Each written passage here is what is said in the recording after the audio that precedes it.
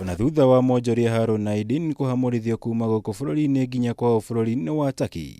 Githagathago kiria kigomeire kuhamurithio gwake kuma bururi-ini nikioire mwerekera mweru umuthi thutha wa bengi ya Equity gukana ati ni yamuheire ngombo ya guthie kuigithia bururi-ini wa Uganda. Maabitha bengi ino ari hamwe na murugamiriri munene Gerard Waru ni merire kamiti ya bunge igie kigina ati matire na thirito na raiya uyu wa Turkey.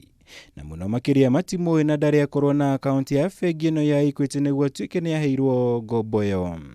Mr. Harun Aydin has never been an account holder, has never had a relationship with us, either directly or indirectly. And I even add, including through Day Pharmaceuticals, so that there's no doubt that is left in your minds that the bank, he is a stranger to the bank. And in fact, he's unknown to the bank. And the only time that we heard about him was in the press like everyone else. We have performed thorough due diligence, especially in light of all the social media allegations. Checked back and established that that relationship does not exist and never existed. Abunge a kamiti ino na kuri uguo ni mendire bengi ino guthathaura gitumi kia miario ya munini wa mutongoria wa bururi Ndagitari William Ruto. Akiuga ati niwe wateithiriirie Aydin kuheo ngombo ino makihinyiririo na bengi ino nditikiritio kuheana ngombo ya muigana ucio kuringana na mawatho ma mabengi. When it comes to Uganda, Madam Chair, Uganda cannot be able to give a loan of such an amount.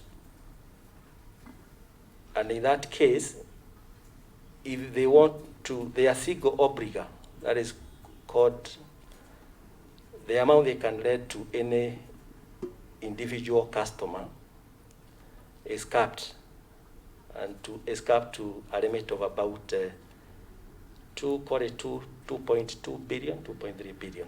Question on whether the DP or the president of Uganda lied to the people. Again, that goes back to the statement that we made. The similar question has been asked by different members.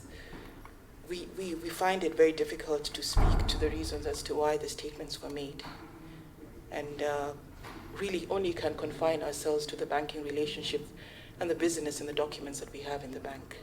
Aydin erikanite gukorwo ahuthirire kigina giki kuhingura kiganda gia guthondeka njanjo bururi-ini wa Uganda. Unyitaniri-ini na kambuni ya dawa ya iria Equity mekirite mukoreta gukorwo na unyitaniri nao wa ihinda iraya.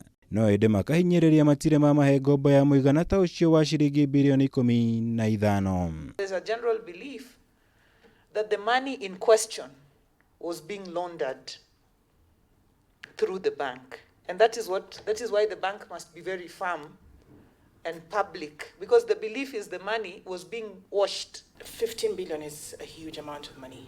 And as we had stated earlier, our Ugandan counterpart subsidiary can only extend a facility of up to 2 billion, equivalent of thereabouts in shillings. So there is no way that amount would have been lent by them or even passed through their system without raising any flags.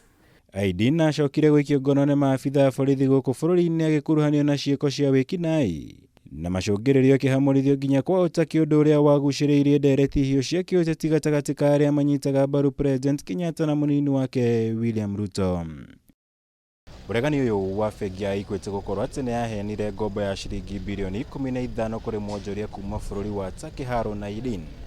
Utigite ciuria nyingi itari na anja guku kamiti ya bunge igie kigina kigeria kwenjera uma wa uhoro wigie ndeto ino. Ngiribotera Kameme TV, zitagwo muhura wa Gunyama.